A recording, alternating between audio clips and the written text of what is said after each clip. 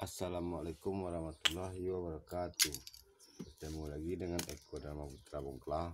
Terima kasih teman-teman yang masih support, like, comment, dan subscribe. Saya ucapkan terima kasih teman-teman. Baiklah teman-teman, pada konten video kali ini teman-teman, saya ini mengupdate teman-teman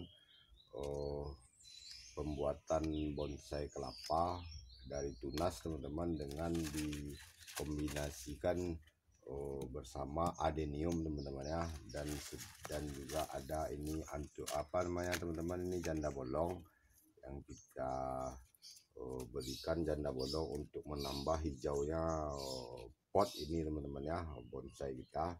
Dan inilah teman-teman perkembangan tunas kelapa gading oren yang saya buat beberapa bulan lalu teman-teman.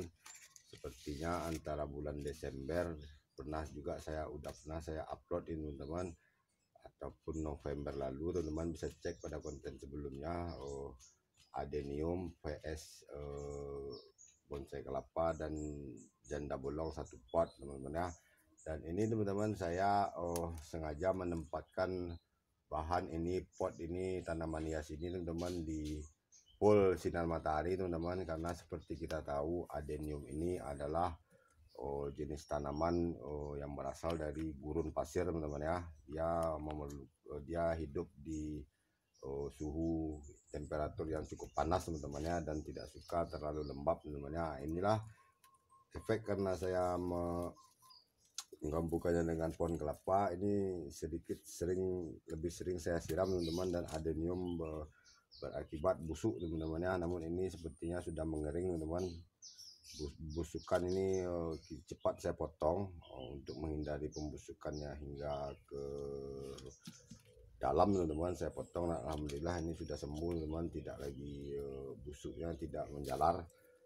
Kembali kita kepada si tunas kelapa ini teman-teman, gading oren.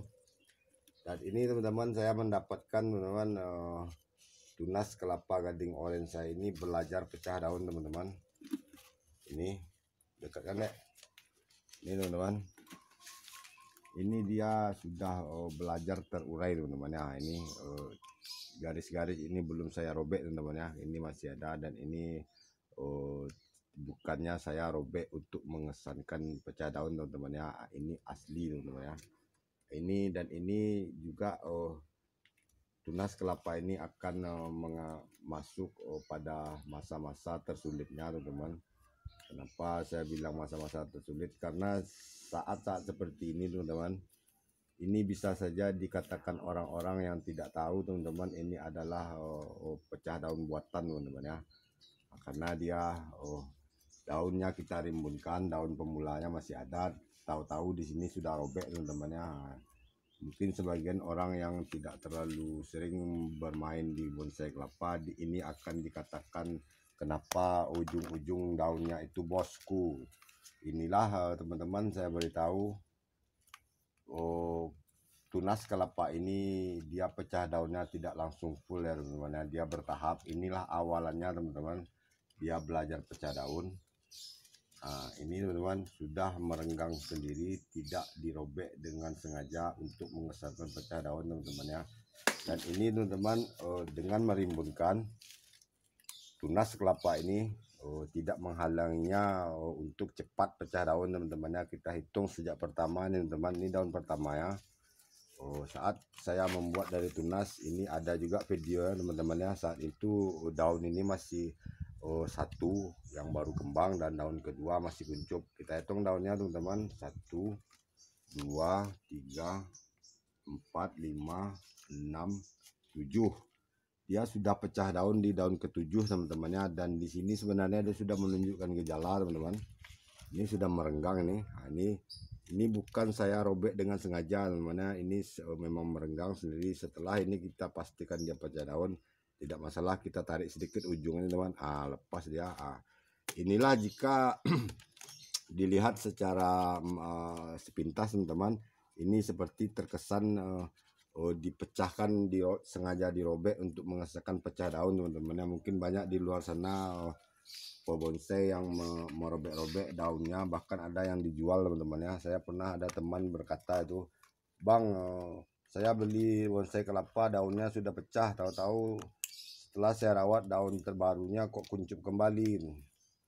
Ya seperti itulah teman-teman, makanya saya bilang teman, pecah daun itu daunnya memiliki renggangan, ada ciri-cirinya teman-teman ya.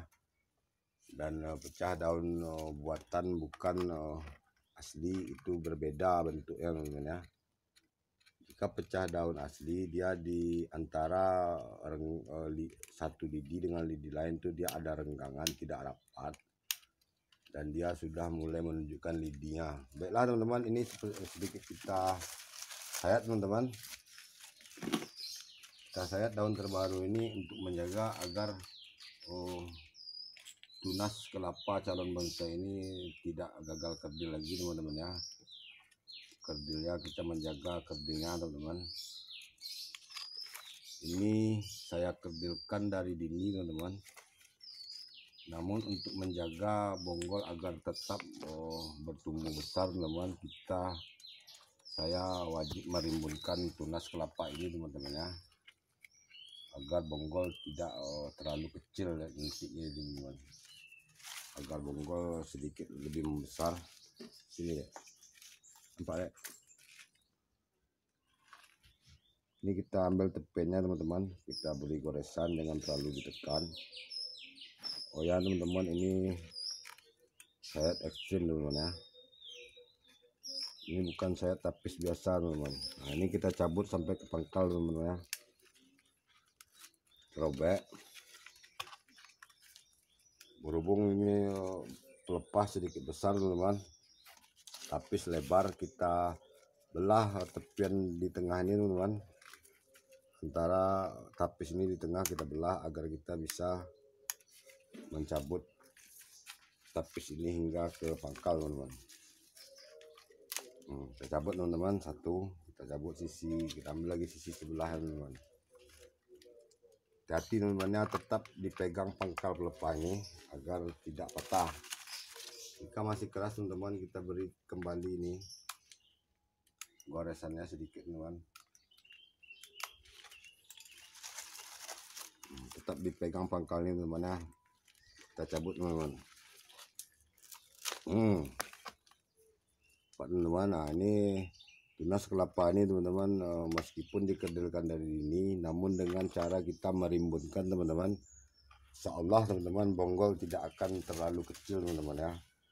Namun jika kita mengkerdilkan daun dari dini seperti ini teman-teman, lebih baik kita tidak usah berharap bonggol ini akan besar teman-teman ya. Namun bukannya tidak ada bonggol, tetap ada bonggol, namun tidak akan besar teman-teman ya. Mungkin dia tidak akan bisa besar sebesar tinju kita. Ini sepertinya sudah mustahil untuk didapatkan teman-teman.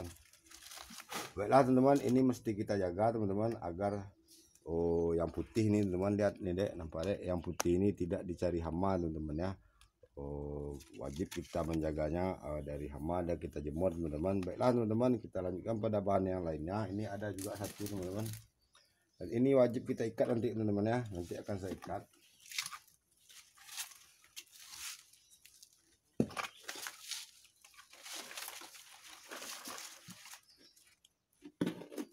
Ini juga teman-teman, ini dengan merimbunkan berbonus pecah daun, cepat pecah daun teman-teman ya. Ini saya mematahkan anggapan beberapa orang senior saya.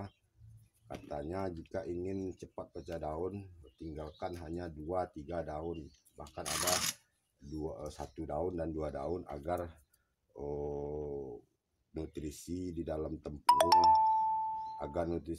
tempurung, di dalam batok ini fokus mengalirkan nutrisi hanya ke 1 dan 2 daun. Ternyata anggapan itu salah besar teman-teman ya. Dengan merimbunkan ini terbukti dia cepat pecah daun teman-teman ya. Bahkan ini hanya di daun ke-6. Jika kita hanya meninggalkan 1 dan 2 daun teman-teman, dapur nutrisi pengolahan makanan itu hanya 1 juga teman-teman, hanya 2. Bagaimana dia akan cepat pecah daun jika pengolahan nutrisinya hanya 1 teman-teman, hanya 2 daun. Otomatis itulah penyebab bonsai kelapa itu tidak subur dan lama pecah daunnya teman-teman. Bahkan untuk subur saja dia sudah sangat susah. Nah teman-teman, ini juga mesti kita cabut. Berhubung durasi teman-teman, saya cukupkan sampai di sini. Terima kasih yang sudah like, comment, dan subscribe. Sampai bertemu lagi pada konten selanjutnya. Assalamualaikum warahmatullahi wabarakatuh.